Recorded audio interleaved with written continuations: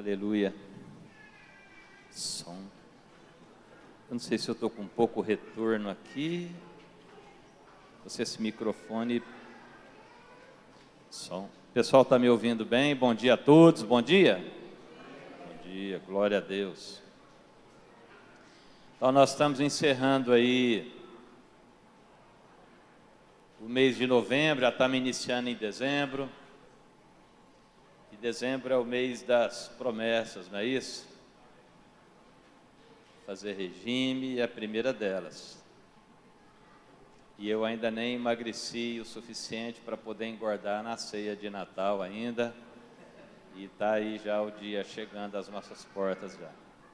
Esse mês de novembro, nós trabalhamos como igreja um tema que é o novo de Deus em meus projetos.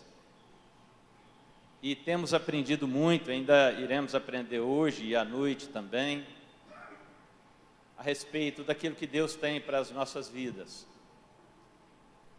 E de fato, o que nós percebemos é que Deus, Ele alcança todas as nossas dimensões. A Bíblia diz, e o vosso corpo, alma e espírito sejam plenamente guardados para a vinda do Senhor. A Bíblia diz em Hebreus, no capítulo 4, no versículo 12, diz assim, porque a palavra de Deus, ela é viva e eficaz e ela é poderosa. Perdão. A palavra de Deus é viva e eficaz, mais cortante do que uma espada de dois gumes, e ela penetra até a divisão da onde? Da alma e do espírito. A Bíblia vai trabalhando as nossas várias dimensões, e uma das nossas dimensões é a dimensão profissional, é a dimensão dos negócios, é a dimensão dos projetos naturais. E dentro disso, nós percorremos as Escrituras Sagradas e aprendemos muito. Por exemplo, o engenheiro, ele pode ver Jesus ensinando que prudente é o homem que constrói a casa sobre a rocha. E não raramente, sobretudo nos finais de ano no Brasil, nós vemos muitos deslizamentos. Até porque, embora essas casas sejam construídas sobre a rocha, mas entre a rocha e a casa há uma porção de terra que, umedecida, ela se desfaz e acontecem os deslizamentos. Então, Jesus, ele ensina ao engenheiro, fala, olha, você tem que atingir aonde a rocha para que dê sustentação. Não é assim? O que mais que a Bíblia nos ensina sobre profissões? A Bíblia diz lá em 1 Coríntios, no capítulo 6, para você que é advogado, talvez você que esteja me ouvindo também seja um magistrado, um juiz, ensina a nós resolvermos os nossos conflitos sem usar o poder judiciário. Se você está me ouvindo, depois você vai lá em 1 Coríntios, no capítulo 6, que você vai ver Paulo ensinando a igreja a montar pequenos grupos para julgar as causas de menor complexidade entre as pessoas antes de ir até o juiz. A Bíblia ensina os agricultores a não esperar o momento do vento mudar. A Bíblia diz assim em Eclesiastes, olha, aquele que observa o vento não semeará. Porque todos os dias na nossa vida nós teremos situações que nos sejam desfavoráveis para os nossos projetos. Mas a Bíblia ensina a gente a ser persistente. A Bíblia ensina o agricultor, a Bíblia ensina o pecuarista, observe a condição dos vossos rebanhos. A Bíblia traz uma quantidade enorme, um elenco muito grande de ensinamentos sobre a nossa vida profissional, sobre a nossa vida negocial, sobre a nossa vida familiar. Ela nos ensina em qualquer parte da sua história em que você esteja inserido. Na carta aos Efésios, a Bíblia ensina a mulher a amar o marido, e ensina o marido a amar a esposa, e a esposa a respeitar o marido. E eu fico pensando, por que que ensina o marido a amar a esposa, mas não fala para a esposa amar o marido? É porque realmente amar um homem é uma coisa muito difícil. Vocês mulheres estão de parabéns, viu? Amém? Então, ensina os relacionamentos entre marido e mulher, entre patrão e empregado. Na própria carta aos Efésios está dizendo isso. Entre empregado e patrão, entre filho e pai, entre pai e filho. A Bíblia, ela abrange todas as dimensões do ser humano, todas. E ela dá dicas de como nós procedermos em cada uma dessas coisas. Depois você pode olhar quando Deus dá para Salomão o projeto arquitetônico do templo. Quando Deus dá para Moisés o projeto arquitetônico do tabernáculo, e Deus ainda fala para Moisés, fala, olha, tende cuidado para fazer tudo exatamente igual eu estou te ensinando. A Bíblia ensina para um funcionário público, cobrador de impostos, Mateus, fala, Mateus, levanta daí que você está fazendo sua arte aí, vamos me seguir, deixa eu te ensinar algumas coisas aí. A Bíblia ensina para o policial, não cobrais mais do que o vosso soldo. Olha que coisa. A Bíblia ensina sobre uma limpeza da casa, procurando a dracma perdida, você dona de casa. Tanta coisa, tudo que você procurar, você encontrará nas Escrituras Sagradas. Mas essa manhã eu queria falar de um outro projeto. Porque no Evangelho de João, e nós podemos ir ali no Evangelho de João, no capítulo 12, para nós agora trabalharmos um pouco também a dimensão dos nossos projetos espirituais. E é onde muitas vezes nós sucumbimos, porque as coisas funcionam muito bem no plano natural, mas nem sempre no plano espiritual. E no capítulo 12 do Evangelho de João, nós temos ali um momento. A partir do verso 20, diz assim, ora, havia alguns gregos entre os que tinham subido a adorar no dia da festa. Estes, pois, dirigiram-se a Filipe, que era de Betsaida da Galileia, e rogaram-lhe dizendo, Senhor, queríamos ver a Jesus. Filipe foi dizê-lo a André, e então André e Filipe o disseram a Jesus. E Jesus respondeu dizendo, é chegada a hora em que o Filho do Homem há de ser glorificado. Na verdade vos digo que se o grão de trigo caindo na terra não morrer, fica ele só. Mas se morrer, dá muito fruto. Quem ama a sua vida, perdê-la-á, e quem neste mundo odeia a sua vida, guardá-la-á para a vida eterna. Se alguém me serve, siga-me, e onde eu estiver, ali estará também o meu servo. E se alguém me servir, meu Pai o honrará. Agora a minha alma está perturbada. E que direi eu? Pai, salva-me desta hora. Mas para isto vim a esta hora. Pai, glorifica o teu nome. Então veio uma voz do céu que dizia: já o tenho glorificado, e outra vez o glorificarei. Irmãos, os ensinamentos da Bíblia, para que a gente consiga ter uma compreensão completa, muitas vezes nós precisamos de fazer uma digressão na história para entender o contexto histórico.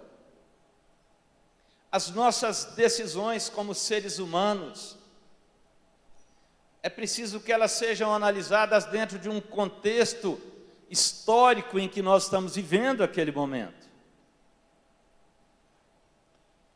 para que a compreensão nos venha com mais rapidez. Nós estamos aqui no primeiro século da era cristã, provavelmente no ano 33.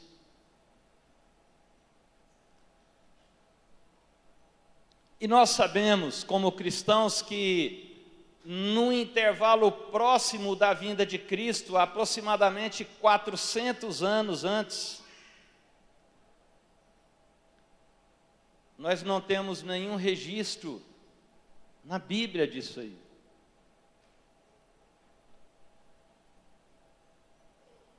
É o que se chama, no meio do estudo bíblico, de o silêncio bíblico. Por que isso? Por que que durante 4 anos nós não temos registros?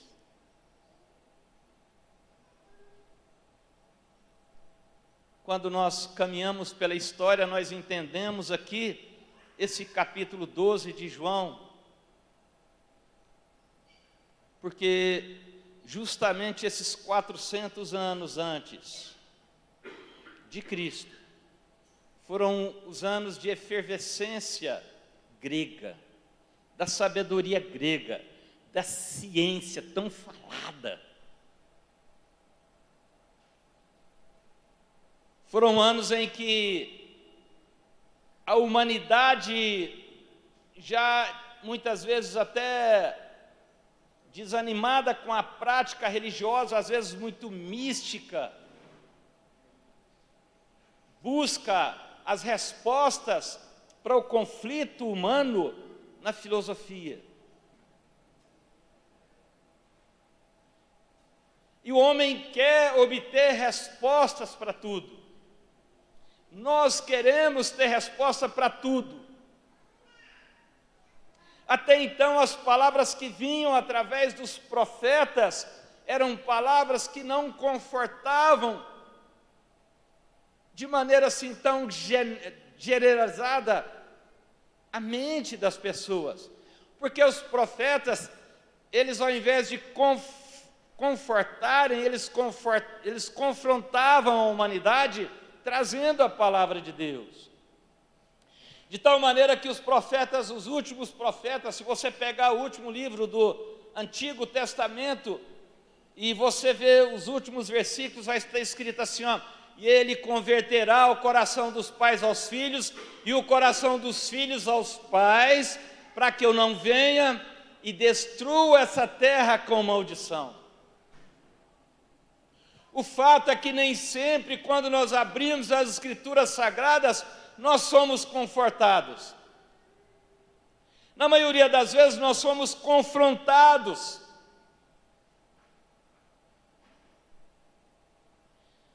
Pelas nossas motivações,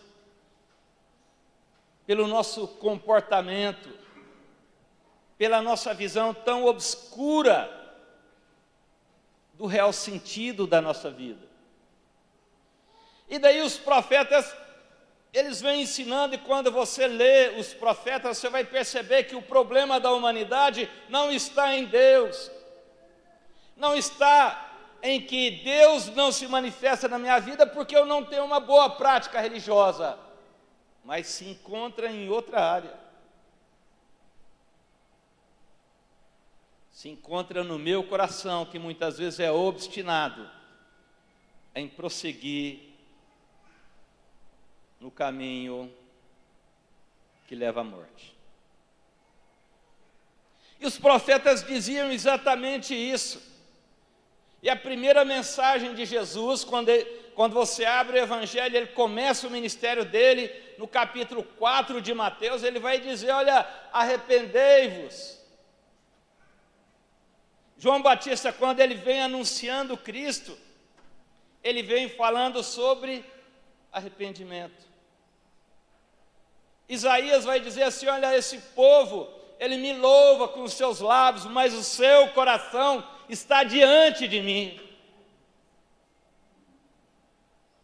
Isaías está dizendo assim, olha, esse pastor Horácio aí, esse cara canta demais e prega demais, mas o coração dele está muito longe de mim. Quantos entendem o que estou falando aí? Então, a palavra profética, em alguns momentos, ela traz a esperança, mas ela traz consigo também o confronto. Esse confronto, nós não gostamos de ler ele.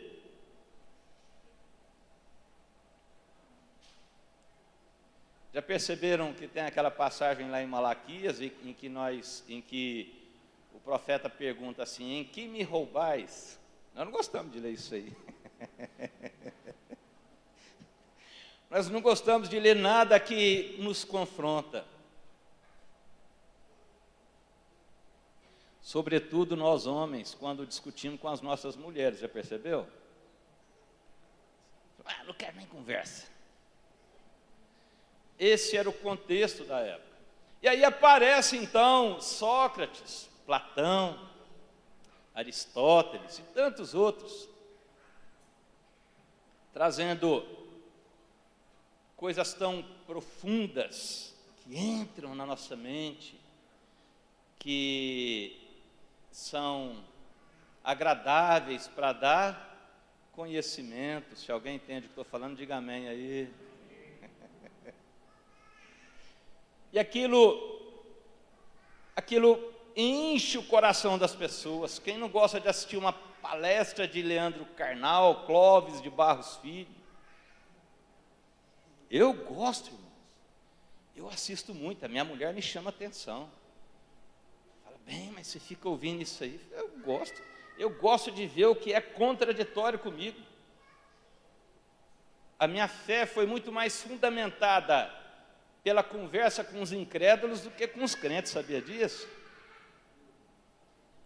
Porque os crentes nós já sabemos o que é que nós pensamos, mas os incrédulos é importante a gente saber. Não é isso que Jesus falou? O que é que o povo aí fora fala que eu sou? Naquele momento ali, ele podia ter falado, olha, está amarrado em nome de Jesus, não escuta esse pessoal aí fora não. E ele ainda ia falar, está amarrado em nome de Jesus, olha só. Hein? Então, o tempo profético, ele fala, olha, meu amigo, você está orando e jejuando e lendo muita Bíblia. Mas quer saber de uma coisa, cara? Você é um sacana. Trazendo para uma tradução ultramoderna. Porque o seu coração está minado. Você não pratica o pecado, mas o pecado está transbordando dentro do seu coração. E você olha para o irmão do lado e julga o irmão, porque o irmão está na prática e você se sente santo. Mas o seu coração está transbordando, está vazando. Essa é a tônica do mundo profético, que faz com que a humanidade, então, vá procurar uma boa palavra, alguma coisa que seja suave, a tal ponto de naquela época, essa época desses 400 anos antes de Cristo, surgiu um grupo que era denominado então de sofistas, que justamente daí surge a palavra sofisma, ou sofisticação, e eles começaram então a ensinar o povo nas praças públicas a arte da retórica. E aí começa o conflito entre eles e Sócrates. Porque Sócrates ensinava e não cobrava, mas os sofistas cobravam. E por que eles começaram a ensinar isso? Porque perceberam que havia um mercado ávido, um nicho de mercado, que queria aprender a sabedoria humana.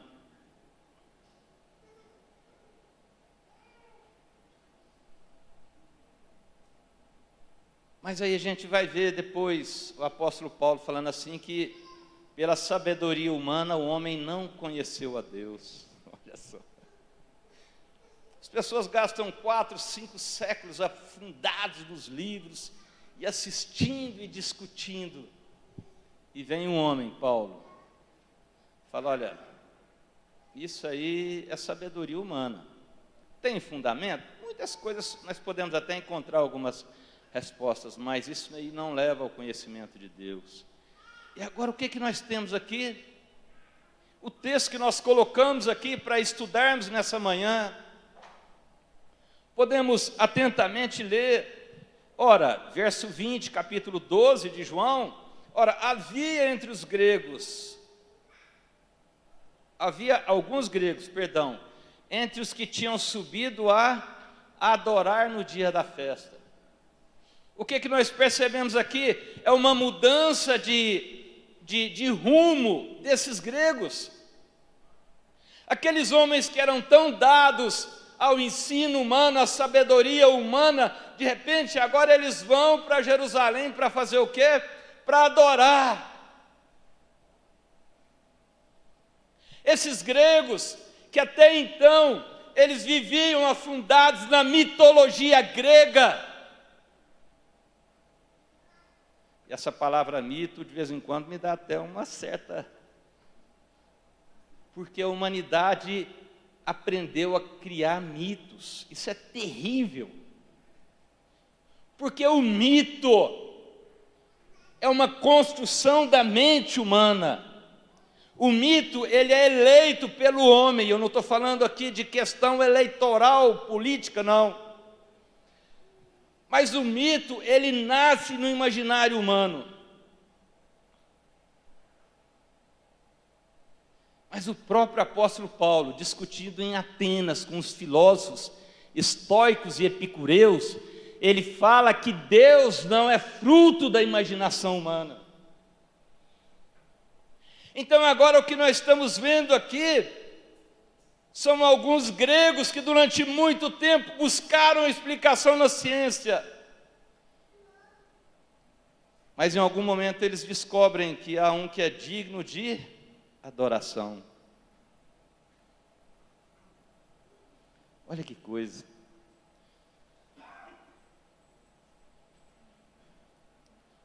O mito é uma imaginação.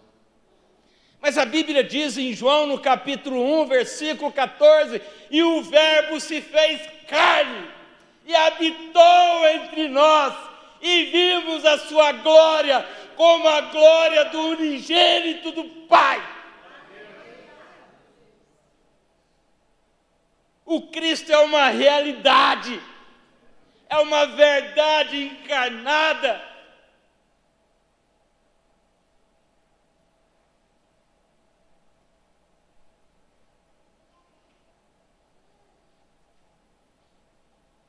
E às vezes, os próprios gregos,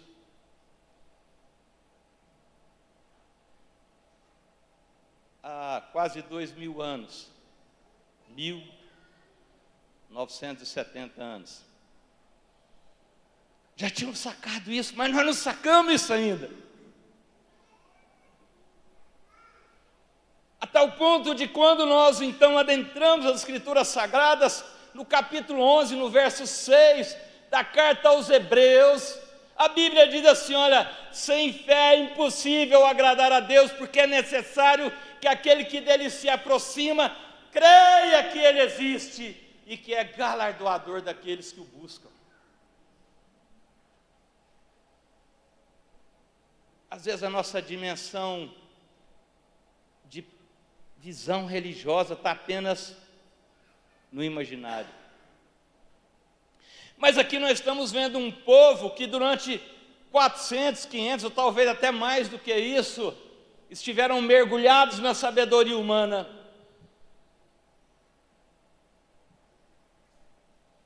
Mas de repente, eles descobrem uma verdade em Cristo Jesus. Prestem atenção. O que ele diz aqui? Olha no verso 27. Verso 27. Agora minha alma está o quê? Perturbada! O que significa isso? Você já viu um mito perturbado? Não, porque o mito é o ideal que o homem forma na mente dele. Mas o Cristo, ele veio em carne e ele sentiu todas as sensações minhas e suas. A Bíblia diz que certa feita os discípulos estavam num barco e Jesus estava dormindo dentro desse barco.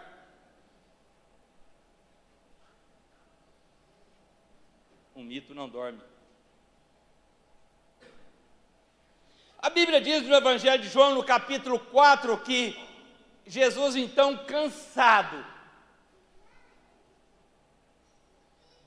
ele teve que se assentar. Um mito não se cansa. A Bíblia diz que ele falou: eu tenho sede. Um mito não tem sede.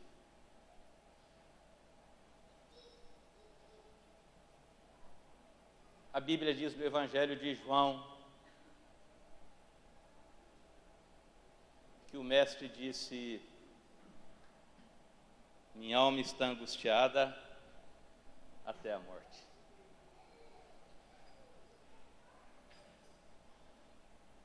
O Cristo é muito mais vivo do que nós imaginamos. E os gregos já descobriram isso há muito mais tempo do que eu e você. Porque ele diz, a Bíblia, alguns gregos gostariam de vê-lo, Senhor. E o que Jesus responde? É chegada a hora de ser glorificado o Filho de Deus. São sinais dos tempos que Jesus expressa pela sua boca, ensinando a humanidade.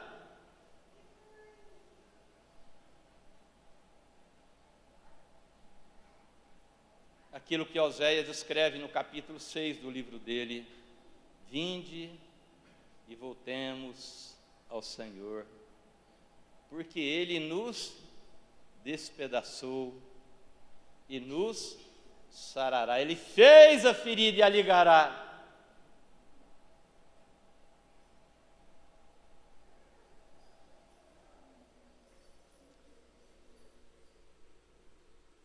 Eu acho que eu falei tão alto que até o motor aí parou, irmãos.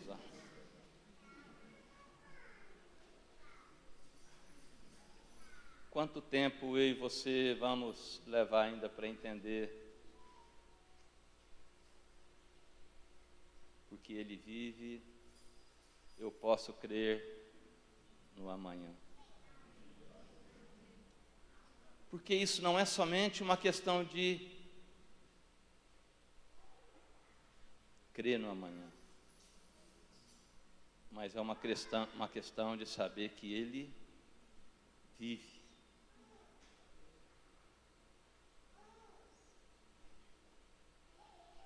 A Bíblia diz que alguns desses gregos que haviam subido para adorar, eles queriam ver Jesus.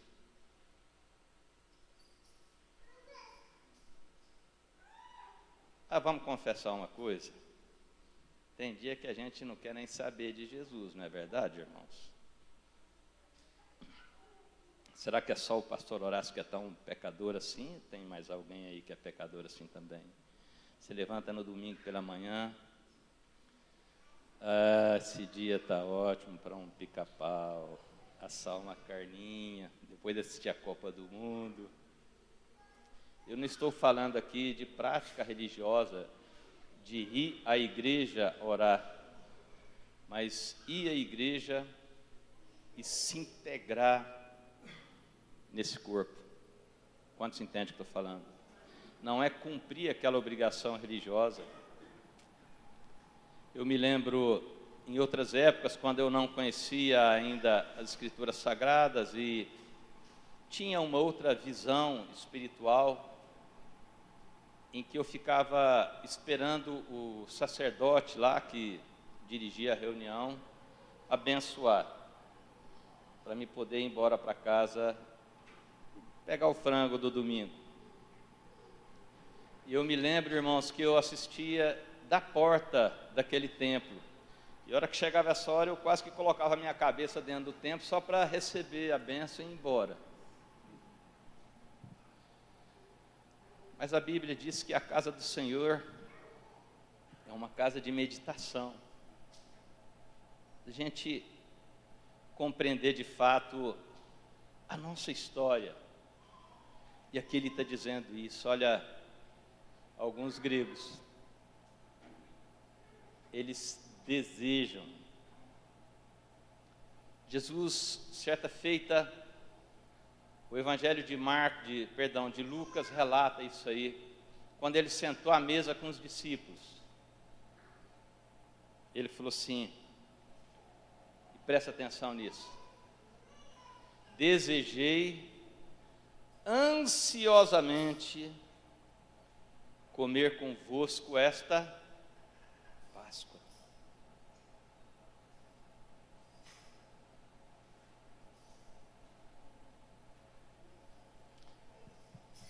Quando nós lemos essa passagem, nós entendemos algumas coisas aí. A primeira delas, não se tratava de fome, porque Jesus poderia ter continuado sentado na casa dele e falar: vocês vão lá e sacrificam o cordeiro e me traz um marmitex aqui.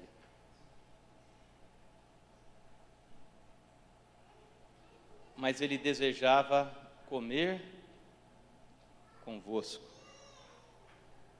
unidade no corpo.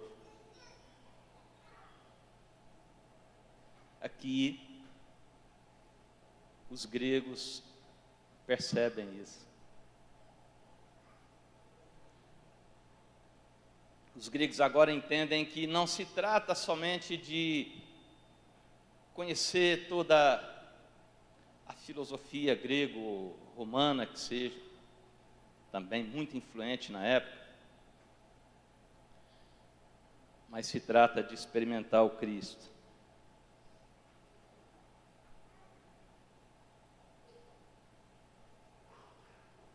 Concluindo o nosso momento, não sei se aquele relógio ali está certo. Tá.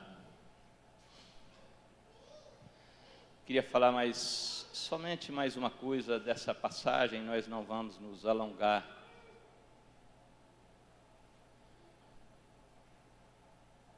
Ele diz: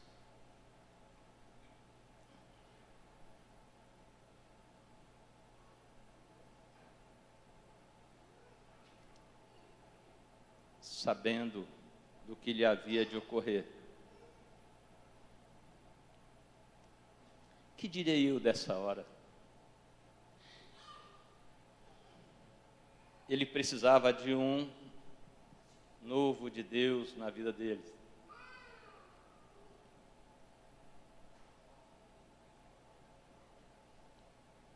Não me respondam, mas muitos de nós que aqui estamos, tivemos momento em nossas vidas que nem orar a gente conseguiu. Nem orar. Tal era estado de perturbação, angústia e dor, expectativa angustiante.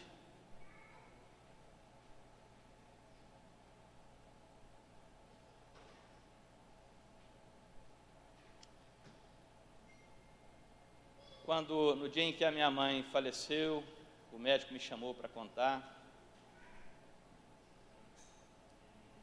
E a expectativa do pastor da família seria que ele reunisse, acalmasse e trouxesse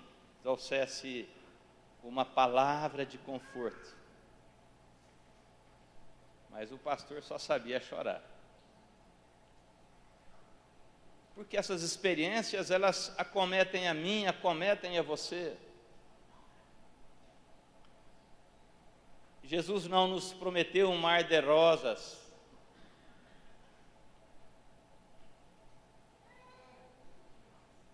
Só que há uma resposta muito clara que nós temos que estabelecer dentro da nossa alma e dentro do nosso coração.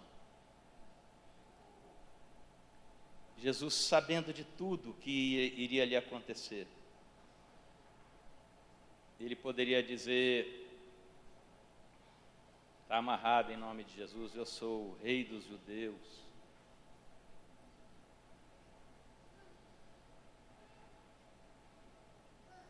Mas não, ele falou: o que direi eu dessa hora?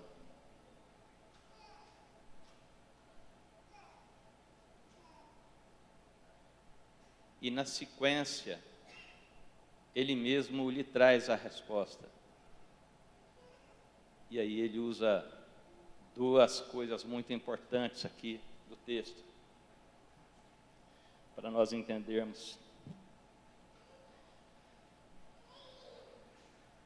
Diz assim, verso 27, capítulo 12 de João, e aí nós concluímos o nosso momento. Agora a minha alma está perturbada. A alma é uma dimensão minha e sua, onde reside o conhecimento, o sentimento, a vontade, as inclinações carnais. A alma dele estava perturbada porque ele sabia da angústia pela qual ele ia passar.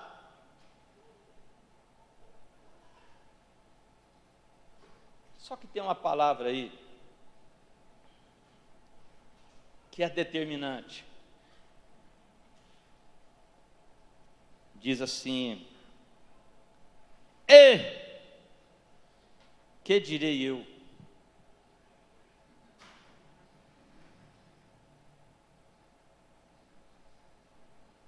Nós precisamos fazer perguntas para nós.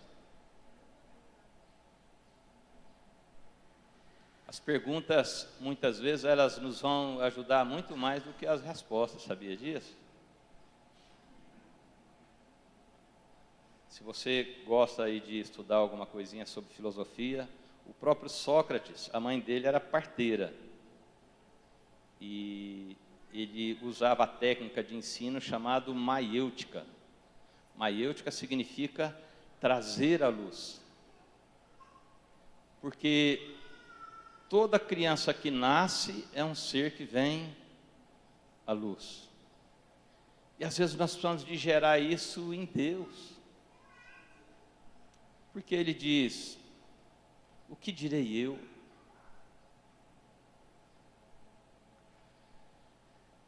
Aí ele mesmo responde para ele: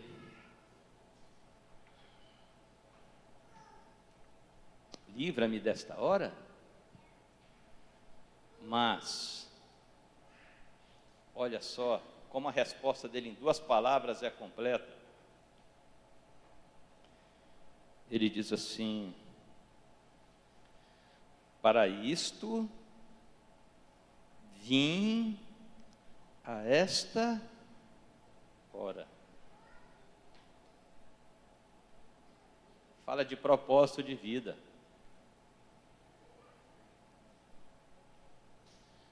Irmãos, no capítulo 8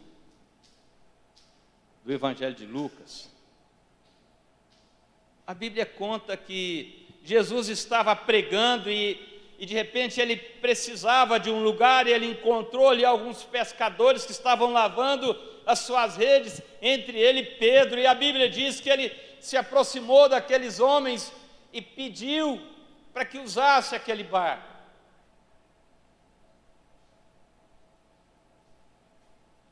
E dali então ele falava ao povo na praia. E conta a história que ao terminar esse discurso, ele falou para Pedro, falou: olha, lance essa rede ao largo.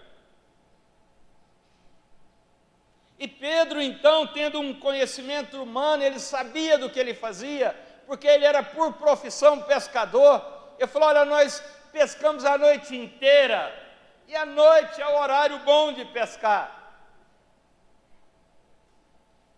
E não pegamos nada mais debaixo da sua palavra. Nós vamos fazer isso. E a Bíblia diz que ele obedeceu, e quando ele obedeceu, as redes se encheram tanto que eles tiveram que chamar os companheiros para dividir a quantidade de peixe. Presta atenção numa coisa agora.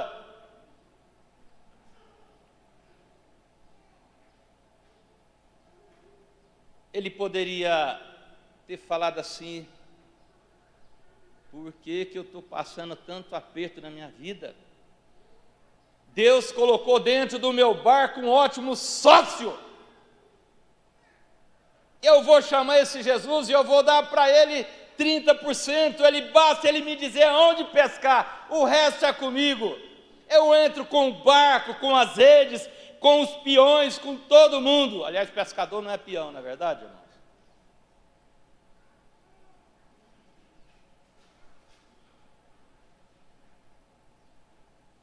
Mas o propósito dele não era se tornar um grande atacadista de peixe.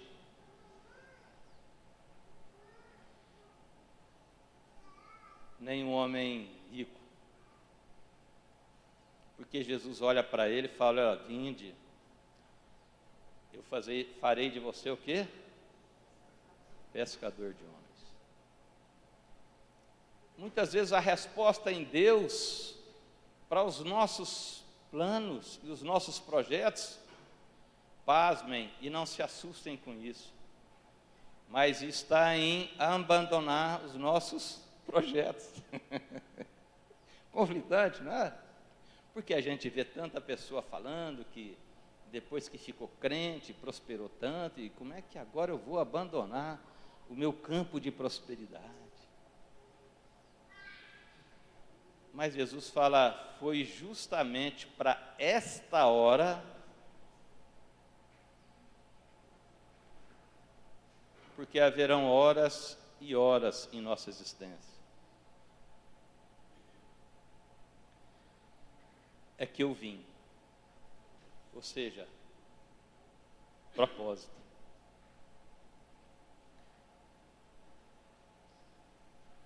Esse é o novo de Deus. Entender o tempo em que vivemos e o propósito para o qual nós vivemos.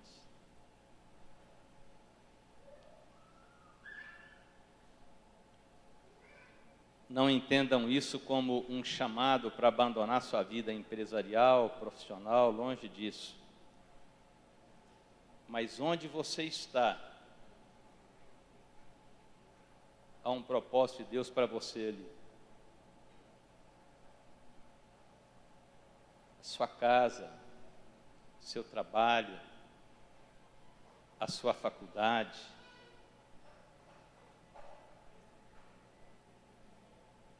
E a humanidade está sedenta de significado de vida. Porque nós vamos para o Catar, passamos um mês assistindo os melhores do mundo e voltamos para as nossas casas e a angústia e a tristeza invade a nossa alma. E aí nós pensamos: será que eu fui para lá catar coquinho?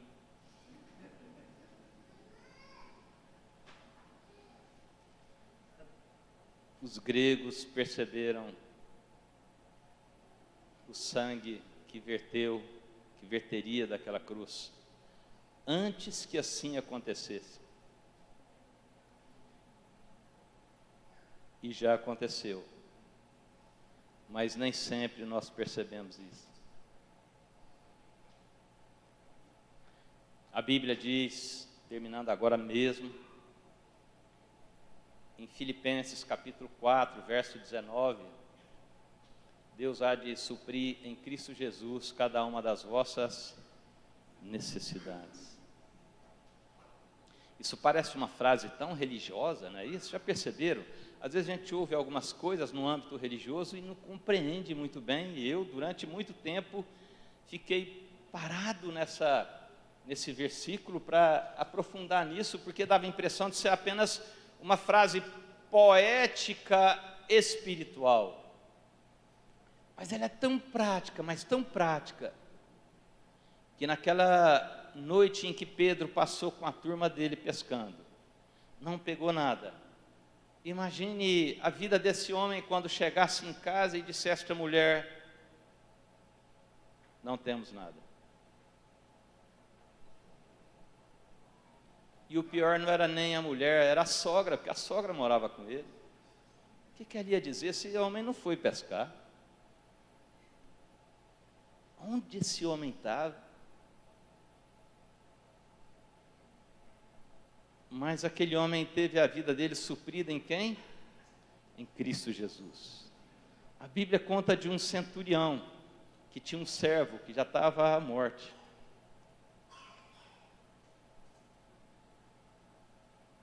E aquele centurião, naturalmente, que era um soldado romano, e ele entendeu, não sendo um cristão, não sendo um judeu, de que em Cristo ele poderia ser suprido. E ele falou: olha, eu tenho um servo que ele está enfermo, está à morte em casa. E Jesus falou: eu vou lá curar ele. Ele falou: não, mas eu não sou digno. Qual é a minha dignidade, um centurião, o senhor entrar dentro da minha casa? Lembra naquelas celebrações religiosas que eu e você participavam? Senhor, eu não sou digno de que entreis em minha morada, mas direi uma só palavra e sereis salvo. Lembra disso? A gente ouvia aquilo e não entendia. Mas aquilo é ser suprido em Cristo Jesus. Ele falou: não sou digno, o senhor vai lá não. Ele falou: não, então faz uma coisa, diz só uma só palavra, e o meu servo será curado. E a Bíblia diz que Jesus ficou maravilhado com a fé daquele homem, porque o Cristo é um fato. Se o pessoal do louvor quiser ministrar aqui, enquanto nós fazemos uma oração. O Cristo é mais vivo do que nós imaginamos. Nós passaremos muitas tribulações ainda. Eu vou passar, você vai passar. As dores serão extremadas. Não duvide disso. Mas entenda, é para isto que eu vim a esta hora. Quando nós sentimos de Deus informando que há um propósito em tudo, a nossa alma se aquieta. Salmo 46, no versículo 10 diz: aquietai-vos e sabei que eu sou Deus. Os gregos entenderam que havia um Deus que estava acima da sabedoria humana. E Ele era Deus, mas que Ele também era Senhor. Eles perceberam isso. Eu não sei o que você tem enfrentado, mas eu quero te dar uma palavra de ânimo. Assim como o Senhor falou para Josué: ser forte e corajoso, porque tu farás esse povo herdar a terra que eu prometi a vossos pais. Da nossa compreensão depende a conquista não somente nossa, mas das pessoas que estão do nosso lado. Jesus sabia isso. Ele falou em João, falou: olha, se eu não for, o Espírito Santo não vem. Mas se eu for, o Espírito virá e vos conduzirá a toda verdade. Não existe nada na minha e na sua vida que aconteça sem um propósito pré-definido. E para que a gente viva isso, é necessária essa compreensão. Porque Jesus usa uma palavra interessante. Ele diz assim: o que direi dessa hora? Pai, livra-me dessa hora. Ele sabia que ele tinha um pai. E quando ele ensina os discípulos a orar, ele começa assim: Pai nosso. Esse pai que era dele, que ele é o unigênito, ou seja, o único da genética, ele passa agora a ser o primogênito, ou o primeiro de muitos gerados. Primogênito não é o nosso primo geninho, não, é o primogênito, é o primeiro gerado. Mas depois, na primeira carta de Pedro, no capítulo 2, no verso 20, se não me engano, 23, ele vai dizer que nós somos gerados de uma nova semente da palavra de Deus. E esse é o propósito para mim e para você, sermos regenerados ou gerados de uma semente que é a palavra de Deus. Aquela luta não apavorou ao Senhor, porque ele sabia, a Bíblia diz que ele veria o fruto do seu penoso trabalho. E a Bíblia diz que ele suportou a angústia da cruz pela alegria que lhe estava proposta, porque de fato ele ressuscitou. E ele está aqui nessa manhã, em nome de Jesus. Você pode ficar de pé, vamos orar pela sua vida.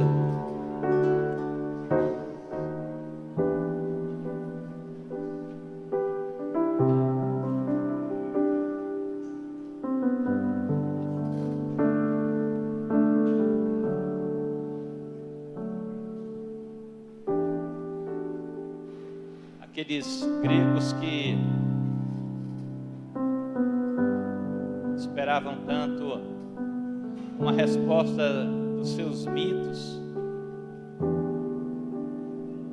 ou quem sabe serem alimentados na sua angústia e satisfeitos nas suas dúvidas pelo conhecimento humano, de repente sentiram a necessidade de um pai.